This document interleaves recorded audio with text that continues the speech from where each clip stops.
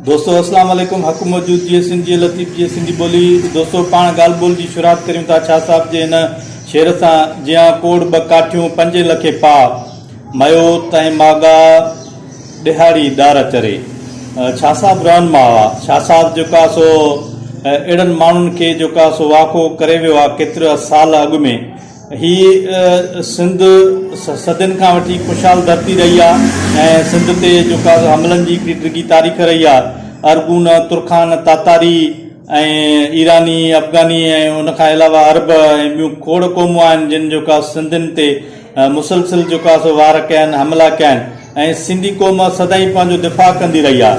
ऐं हिन वक़्त बि जेका सो असीं शेर ज़मान या इकरार उल हसन ऐं शाह महमूद कुरैशी जेके सिंध ते हमला कर रहिया आहिनि, सिंधी कल्चर ते, सिंधी ॿोली ते, सिंधी क़ौम ते, असां हुनजो सिर्फ़ु दिफ़ा करे रहिया आहियूं ऐं उन्हनि खे जेका सो मोटोड़ जवाबु ॾेई रहिया आहियूं। शाह महमूद कुरैशी उहो शाह महमूद कुरैशी जंहिंखे इज़त ऐं शोहरत ॾियारण वारा सिंधी आहिनि। उहो शाह महमूद कुरैशी जेको पंहिंजे मोहसिननि जे जेका कुख में शुरू ठोके ऐं पीटीआई में शामिलु थियो लोटो।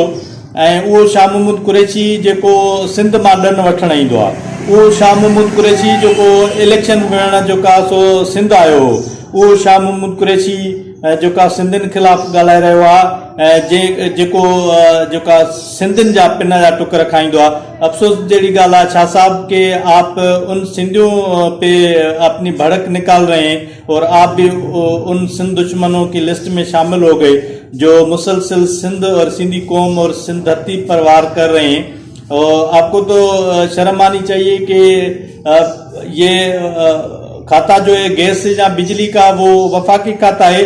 और आपको ये इल्म होगा कि लॉकडाउन के दौरान ये जो रोज कमा कर रोज खाने वाले लोग, दिहाड़ी पेशा मजदूर तबका, ये लॉकडाउन की वजह से बहुत बड़ा मुतासर हुआ और उनके बिजली के बिल देने की या गैस की बिल देने की जो का सो अभी वो सगी नहीं, उनमें ताकत ही नहीं रही। तो आप तो हुक्म करते अपने खाते को, क्योंकि ये वफाकी खाते हैं दोनों, आप हुक्म करते कि इनके बिजली के बिल और गैस के बिल माफ कर दो।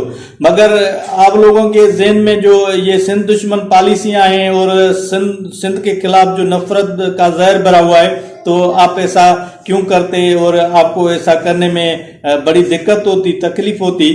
और अफसोस की बात है कि आप उन सिंधियों के खिलाफ बात कर रहे हैं जो सिंधी आपको मुर्शिद मानते हैं या आपको इज्जत देते हैं और जिन सिंधियों के जो है वो आप बीक पे पलते हैं। अफसोस है। और दोस्तों अगर ये मेरी वीडियो पसंद आए तो इसको शेयर करो कि शाह साहब को ये मेरी बात समझ में आ जाए और इंशाल्लाह फिर आप लोगों से बात होगी किसी और मौजू पे। अब तो इजाज़त, अल्लाह हाफिज़।